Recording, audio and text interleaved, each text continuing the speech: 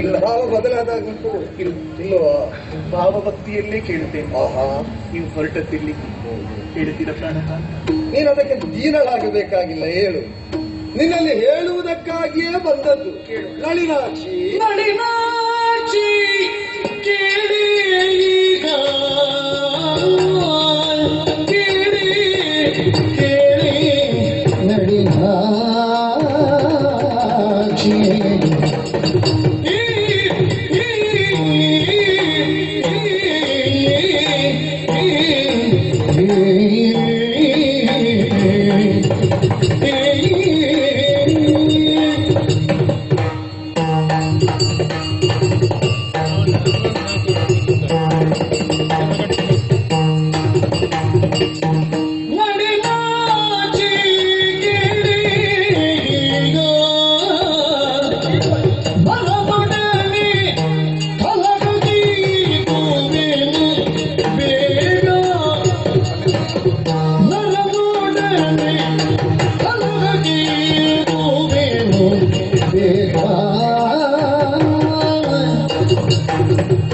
ಕಳವಳಿಸಬೇಡ ಮನದಿ, ಕಳವಳಿಸಬೇಡ ಮನದಿ, ಕುಂತಿಸುತ್ತ ಗೆಲುಕುವವನಲ್ಲರಣದಿ, ಕುಂತಿಸುತ್ತ ಗೆಲುಕುವವನಲ್ಲರಣದಿ, ನಳಿನಾಕ್ಷಿ ಕೇಳಿ ಈಗ, ಕೇಳಿ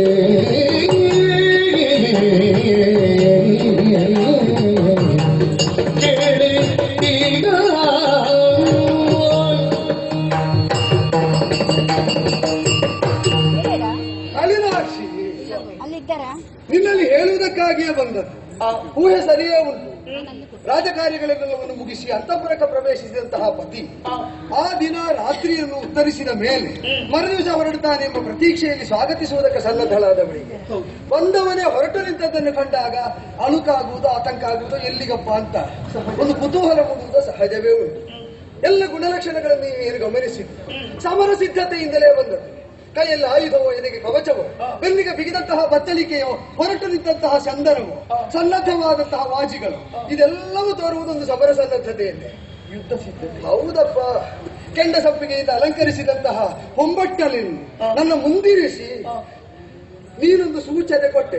ಅದು ನನಗೆ ಹೇಗೆ ಕಾಣ್ತದೆ ಗೊತ್ತೋ? ಹೀಗೆ ಅದು ಕೆಂಪೆ ಹರಿದಂತಹ ರಣಮಂಡಲವಾಗಿ ಪರಿವರ್ತಿತವಾದ ಚಂಪಕಾವತಿಯ ಭವ್ಯ ಚಿತ್ರಣವನ್ನು ನೀನು ಸಿದ್ಧಪಡಿಸಿದ ಹೊಂಬಟ್ಟಲೆ ನನಗೆ ತೋರಿಕೊಡ್ತಾ ಉಂಟು. ಕೆಂಡ ಸಂಪಿಗೆಗಳು ಅರಳಿ ನಿಂತ ಬಗೆ, ಚಂಪಕಾವತಿಯ ಒಬ್ಬೊಬ್ಬ ಪ್ರಜೆಯು ಕೆಂಡ ಸಂಪಿಗೆಯಂತೆ ಅರಳಿ ನಿಂತಹ ಸುಮುಹೂರ್ತವಿದು.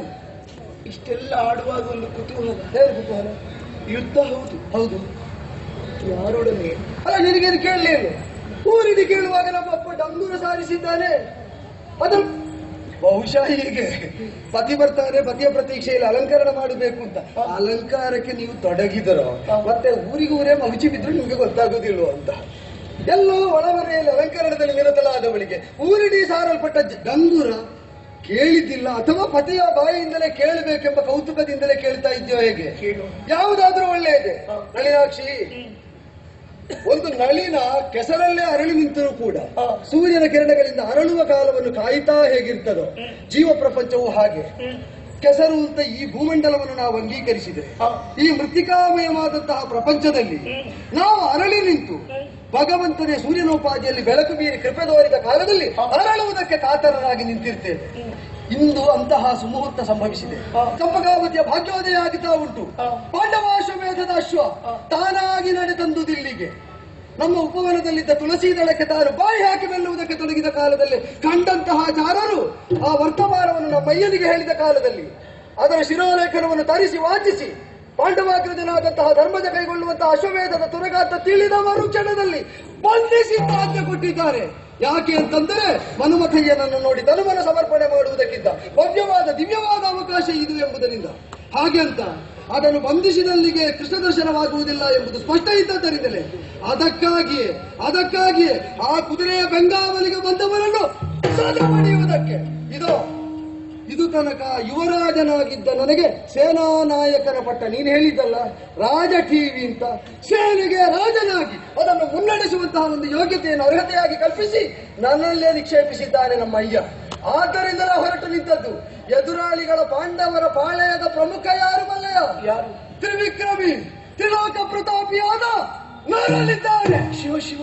ಆ ನರನಲ್ಲಿ ಹೋರಾಡುವ ಉತ್ಸುಕ್ಯದಿಂದ ಕ್ಷತ್ರಿಯೋಚಿತವಾದಂತಹ ತೇಜಸ್ಸನ್ನು ಬೆಳೆಸಿಕೊಂಡು ಹೊರಟು ನಿಂತ. ಅವನಿಗೇನಾಯ್ತೆ? ಒಂದು ಉಲ್ಲಾಸದಿಂದ ಉತ್ಸಾಹದಿಂದ ಲಭ್ಯವಾದ ಸಂದರ್ಭದ ತೀವ್ರತೆಯನ್ನು ನಾನು ವಾಂಗ್ಮೂಲಕವಾಗಿ ಅದು ನಿನಗೆ ಮನವರಿಕೆ ಮಾಡಿಸಬೇಕು ಅಂತ ಹೊರಟ್ಲೆ ಮುಖ ಕಳಹೀನವಾಯಿತು, ಎದೆ ಬಡಿತ. ಏನಾಯ್ತು? ಕಳವಳೆ ಯಾಕೆ? ಅವನು ನಮ್ಮ ಹಾಗೆ ತಾಯಿ ಹೆತ್ತ ಮಗ, ಕುಂತಿಸುತ್ತ ಅವನಿಗೆಲ್ಲ ಅಲಿಗ್ತಾನ ಅಂತ ನೀನು ಭೀತವಾಗುದಿದ್ರೆ